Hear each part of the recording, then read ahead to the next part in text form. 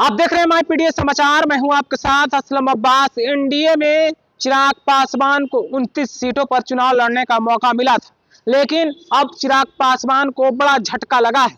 झटका पर झटका चिराग पासवान को लग रहा है। ऐसा मैं इसलिए कह रहा हूं कि पिछले दिन यानी कि कल सीमा सिंह का नामांकन मढ़ौरा विधानसभा सीट से रद्द हो गया था, जो लोजपा रामविलास के प्रत्याशी के रूप में मढ़ौरा विधानसभा से एनडीए की तरफ से चुनावी मैदान में थी। वहां उनका सीमा सिंह का नामांकन रद्द हो गया, यानी कि चिराग पासवान को 29 में से एक सीट घट गई, 28 पर रह गया। लेकिन इसका सदमा चिराग पासवान अभी बर्दाश्त कर पाते, इस चर्चा को समझ पाते, उसके बाद ही मढ़ौरा के बाद बख्तियारपुर विधानसभा सीट से प्रिंस राज, जो लोजपा रामविलास के टिकट पर अपने आप को प्रत्याशी बता रहे थे, उनका भी नामांकन रद्द हो गया है। तो चिराग पासवान के लिए दोहरी झटका है, चिराग पासवान की पार्टी के लिए।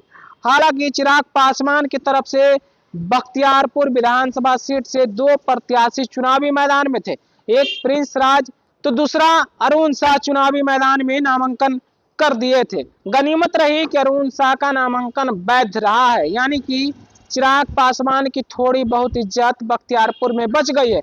दूसरी तरफ महागठबंधन से निवर्तमान विधायक अनिरुद्ध यादव चुनावी मैदान में है, जो राजद के टिकट पर चुनाव लड़ रहे हैं, और एनडीए की तरफ से अब जो है अरुण शाह चुनावी मैदान में चिराग पासवान की पार्टी की तरफ से प्रत्याशी बच गए हैं, और प्रिंस राज का नामांकन रद्द हो गया है।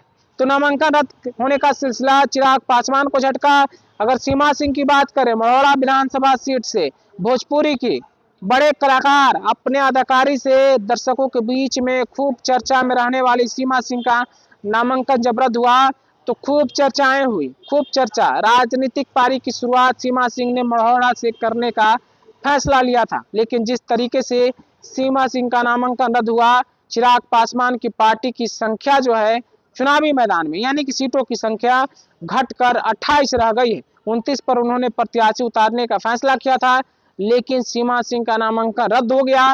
तो अब समझिए, मढ़ौरा में तेजस्वी यादव को क्लीन चिट मिल गई है, यानी कि तेजस्वी यादव के प्रत्याशी जितेंद्र राय, जो कि यादव समुदाय से आते हैं, लालू परिवार के खासम खास है, उनकी अब जीत लगभग पक्की मानी जा रही है। तो आप समझिए चिराग पासवान की पार्टी के लिए कितना बड़ा झटका है।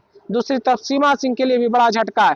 भोजपुरी के बड़े कलाकार हैं, अपने अदाकारी यानी कि अभिनेत्री के साथ साथ जो है जिस तरीके से उन्होंने अपने आप को स्थापित किया भोजपुरी इंडस्ट्रीज में, कलाकारी की दुनिया में, उसके बाद राजनीति पारी में पहली बार आई और पहली बार में ही उन्हें बड़ा झटका लगा। सदमे में होंगे सीमा सिंह। दूसरी तरफ चिराग पासवान की पार्टी और एनडीए के लिए भी बड़ा झटका है। हालांकि बख्तियारपुर की जो बात है उसमें प्रिंस राज का तो नामांकन रद्द हुआ है, लेकिन अरुण शाह का नामांकन वैध पाया गया है, यानी कि अब वहां से प्रत्याशी रहे। हालांकि चर्चाएं खूब हो रही है, चर्चा हो रही है कि प्रिंस राज को जो सिंबल बांटा गया था, मिला था, वो सिंबल ईमेल के जरिए मिला था। हालांकि इसके बारे में कोई आधिकारिक जानकारी मेरे पास नहीं है, लेकिन चर्चाएं यही चल रही है। लेकिन फिलहाल जो है प्रिंस राज का नामांकन रद्द हो गया है।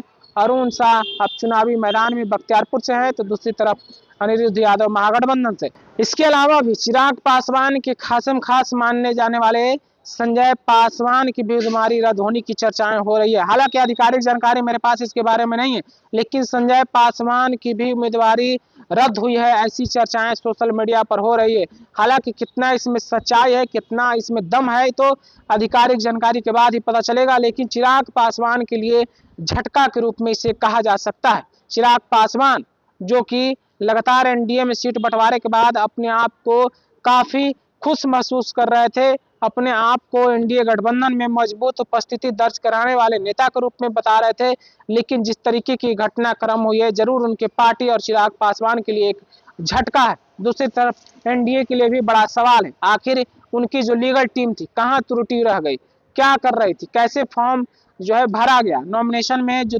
कई सेट में फॉर्म भरे जाते हैं, 1 2 3 सेट में, क्या सब सेट में कोई स्क्रूटनी सही से नहीं किया गया, क्या उनके लीगल टीम ने काम नहीं किया। तमाम तरह के सवालों के बीच में ये चर्चाएं हैं।